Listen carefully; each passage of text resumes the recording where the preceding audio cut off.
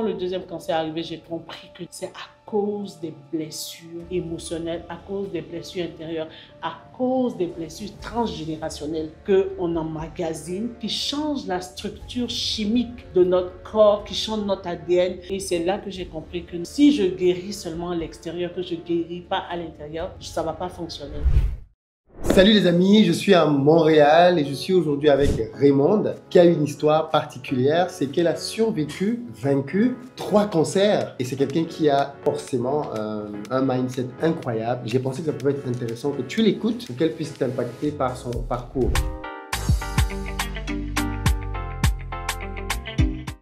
Elle est ivoirienne, elle s'est retrouvée au Canada depuis maintenant une vingtaine d'années. Oui, en fait, c'est ça? D'abord, déjà peut-être, présente-toi, Raymonde. Merci beaucoup Philippe, merci à toutes les personnes qui vont nous regarder. Je me présente, je suis Raymonde Diabia-Gomis. Je suis maman, je suis aussi épouse, je suis auteur, conférencière, coach en développement personnel, même si j'ai une maîtrise en finance banque, parce que la vie nous envoie ailleurs. Je suis survivante de 3 cancers, effectivement.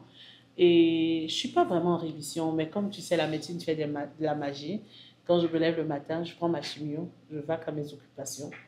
Et puis le soir, je prends ma chimio, je vais à mes occupations. J'essaie de faire les choses comme si c'était le dernier jour. Waouh! Tu essaies de vivre comme si c'était le dernier jour. Tu as eu un cancer du poumon, tu m'as dit? Oui. En fait, et pourtant, tu ne fumes pas? Non, j'ai jamais fumé. Probablement, en fait, dans ma tête, je me suis dit peut-être quand j'étais au Maroc, parce que c'est un pays qui fume beaucoup, peut-être que j'étais fumée passif, mais non, on était dans des environnements fermés parce que je travaillais pour une entreprise européenne, française. Mais je n'ai jamais fumé, je ne bois pas. Je me tenais très loin des personnes qui fumaient. Mais par chance, c'est ma dernière qui m'a sauvée parce qu'en fait, ici, au Canada, comme il y a eu la période d'influenza et puis aussi avec la COVID, à l'époque, dès que tu as le rhume, on essaie de te faire une radiothérapie, de voir tout ça.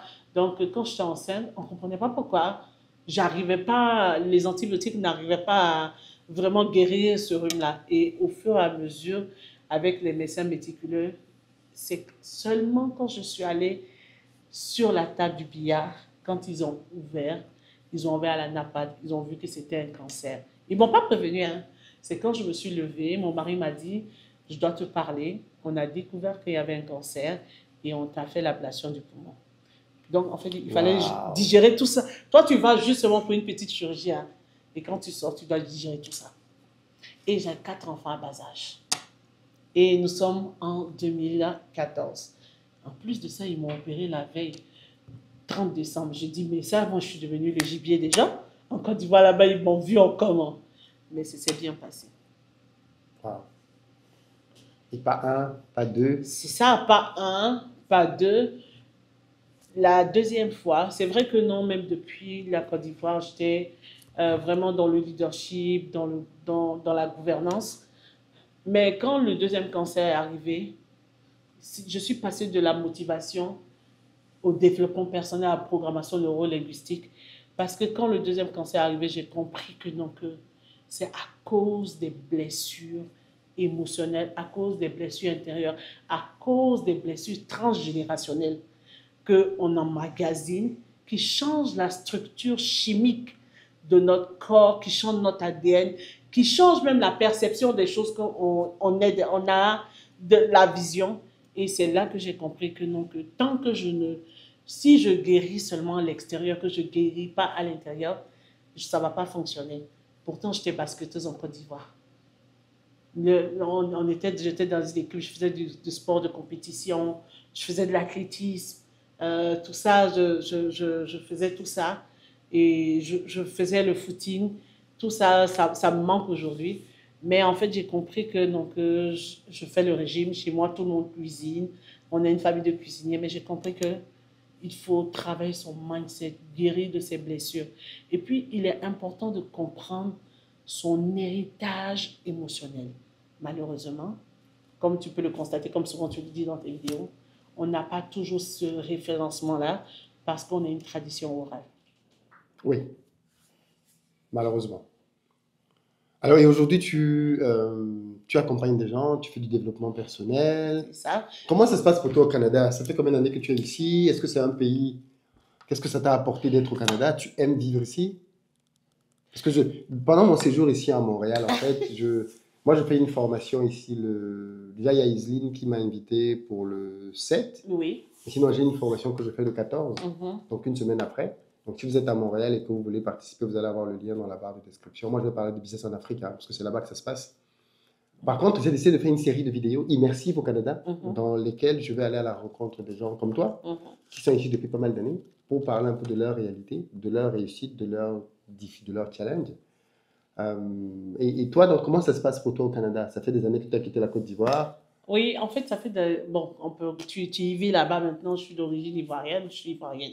Même si je suis canadienne maintenant, j'ai quitté la Côte d'Ivoire pour un autre pays, le Maroc, et puis c'est du Maroc que j'ai émigré.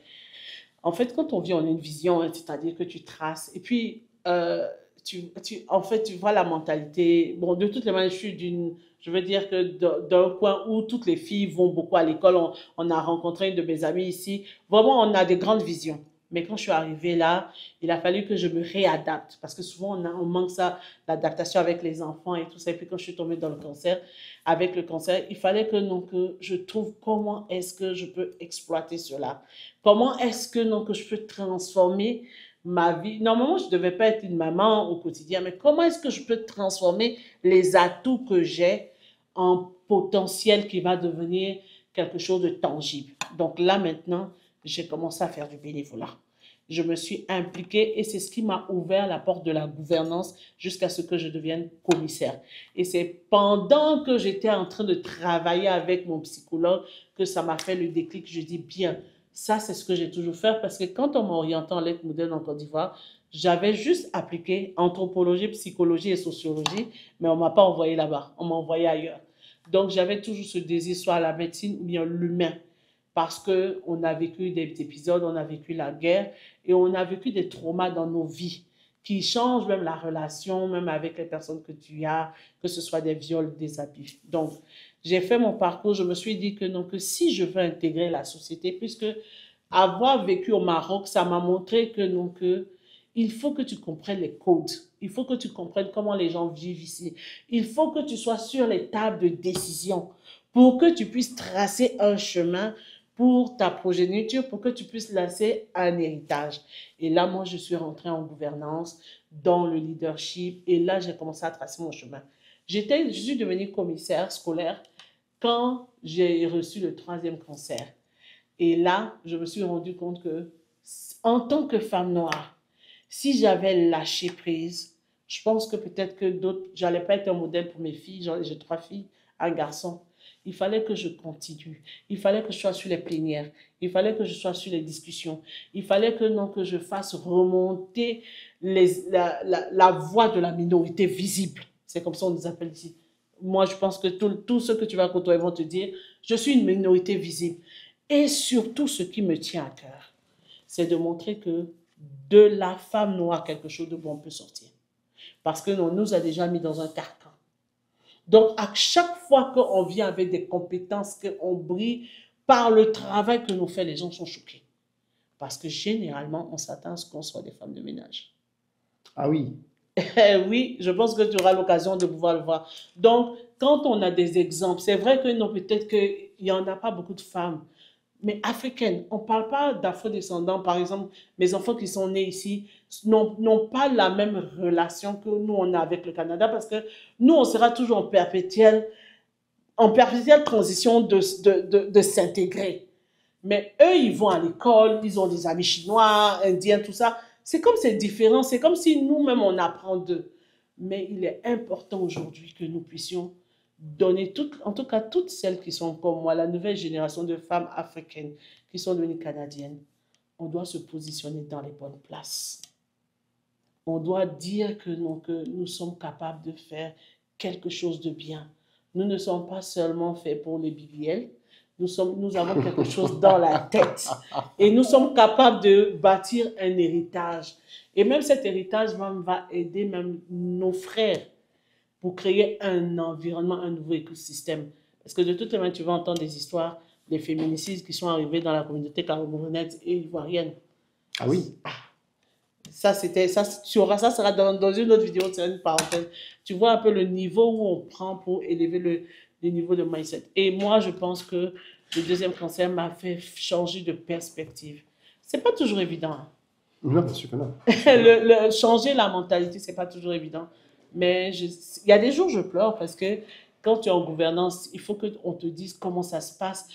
Tu sais, je te raconte une expérience là, et puis si tu as une autre question, ou bien si c'est la fin. Quand je suis arrivée à une rencontre, je suis arrivée à 15 ou 30 minutes avant.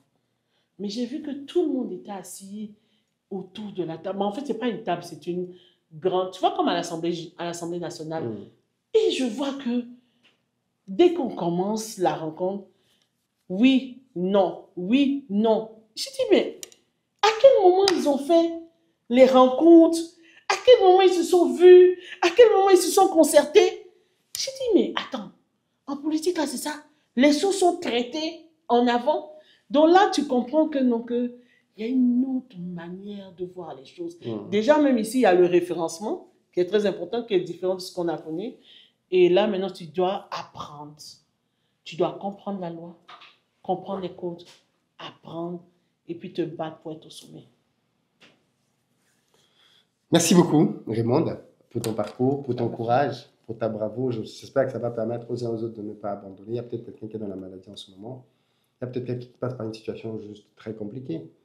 Et moi, je suis toujours très admiratif des gens qui sont passés par, ou qui passent par des moments hyper difficiles et qui, plutôt que de s'abattre, lèvent la tête et montrent l'exemple. Donc, beaucoup de courage pour la suite. On se verra samedi. C'est sûr, et je profite en même temps pour t'offrir mon livre. Oui, parce qu'en plus, tu as écrit un livre de la fin au commencement. Il est sur Amazon? Oui, il est sur Amazon. Vous pouvez le procurer. Tu racontes, lui, le titre, c'est Comment j'ai fait pour transformer le cancer en levier d'impact. En un véritable levier d'impact. Parfait. Sur Amazon, procurez-vous le bouquin. Et sinon, si vous êtes à Montréal, elle sera là samedi aussi. C'est ça. Donc, vous pouvez le faire dédicacer. Mais en tout cas, comme ce que je dis, mon mot de la fin, prenez la place et soyez en mode apprentissage et adaptation. C'est ce que j'ai à dire. Merci beaucoup. Ciao. Ciao.